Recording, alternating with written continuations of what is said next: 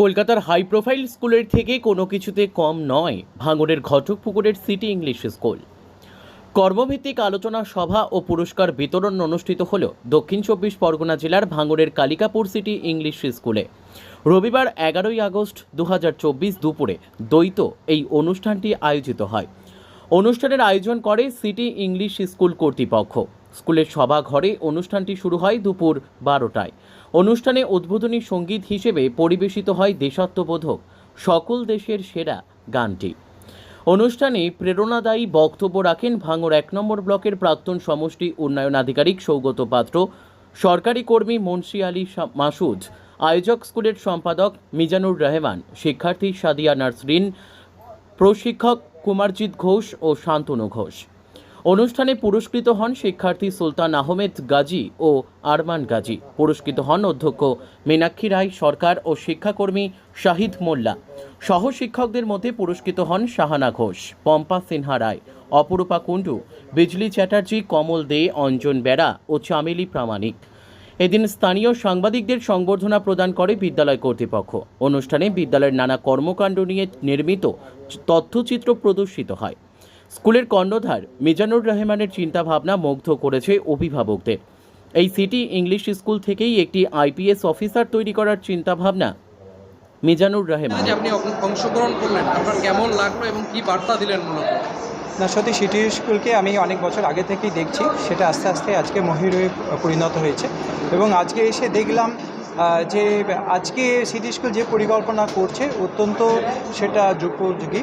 এই কারণে যে যখন আমাদের এখানে কম্পিউটারের আগমন ঘটে তখন সেখানে আমাদের অনেকের মধ্যেই বিভিন্ন ধরনের দ্বিধা ছিল যে কম্পিউটার কতটা আমাদের সমাজের মধ্যে পেনিট্রেট করতে পারবে কি পারবে না, কিন্তু এখন আমরা দেখছি যে কম্পিউটার আমাদের জীবনের অঙ্গ হয়ে দাঁড়িয়েছে।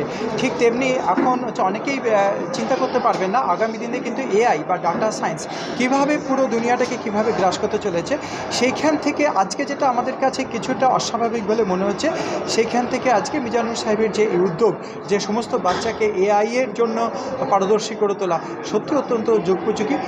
ও যুগের থেকে অনেকটা এগিয়ে থাকে। আজকে হয়তো সেই জন্য ব্যাপারটা অনেকে রিয়েলাইজ করতে পারছে না, কিন্তু আমার মনে হয় যে মিজানুর সাহেবের এই চিন্তাভাবনা সমস্ত মানুষ আগামী দিনে সবাই রিয়েলাইজ করবে।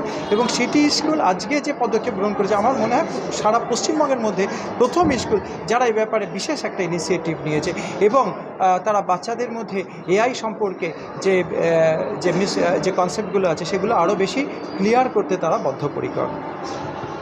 কি ভাবনা আপনাদের? আমরা মেনলি যেটা হচ্ছে কি একাডেমিকের বাইরে গিয়া, একাডেমিক শুধুমাত্র যে পড়াশুনো থাকবে বাচ্চারা তা নয়, তাদের যে বিভিন্নভাবে যদি কেরিয়ার ওরিয়েন্টেড কোর্সগুলো ক্লাস থেকে স্কুল থেকে চালু করা যায় এবং যে ট্রেনিংগুলো যারা কম্পিটিটিভ এক্সামগুলো আফটার গ্র্যাজুয়েশন বা আফটার মাস্টার ডিগ্রি পরে চিন্তা করে, সেটা যদি আমরা স্কুল থেকে সিলেবাসের সাথে সাথে যদি ওটা আমরা চালু করতে পারি তাহলে বাচ্চারা অনেক অ্যাডভান্স থাকবে এবং তাদের জন্য পরবর্তীকালে এই কম্পিটিটিভ এক্সামগুলো অনেক সহজ হবে। তার জন্যই আমরা এই ইনিশিয়েটিভটা নিয়েছি যে কত সুন্দরভাবে কত ভালোভাবে এই সিলেবাসটাকে তৈরি করে এবং বাচ্চাদের কাছে এটা কত ভালোভাবে আউটপুটটা দেওয়া যায় এবং তারা কতভাবে নিতে পারে সেটাই আমাদের প্রচেষ্টার সঙ্গে আমরা যে কেরিয়ার ওরিয়েন্টেড ক্লাসগুলো নিয়েছি সেগুলো যেমন আপনার চ্যাট জিটিপি আর ফ্রিল্যান্সিং, আপনার সোশ্যাল মিডিয়া মার্কেটিং, এই কোর্সগুলো আমরা স্কুলের প্রত্যেকটি বাচ্চা আমরা ঘরে ঘরে যেন এটা আইটি ছেলে থাকে, সেটাই আমাদের মূল পদক্ষেপ।